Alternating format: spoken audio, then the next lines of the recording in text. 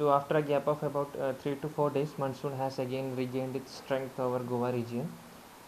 Presently, there are two weather systems which are supporting this increased rainfall over Goa region. The first one is something called as offshore trough, which is there since 3 to 4 days, but now another circulation over Madhya Maharashtra region has increased the strength of monsoon winds, and so the moisture inflow to Goa region has increased and it is resulting in heavy rainfall.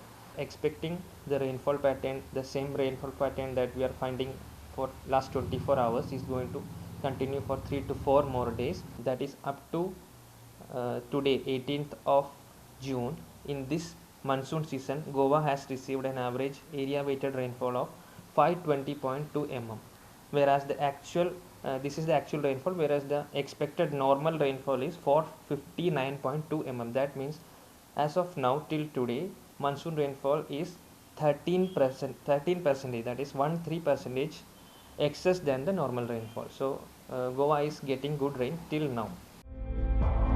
सोमारा उटंगाराचे पावसान गोंयांत कितलेशेच कडेन लायटीचे खांबे झाडां आडवी जाली.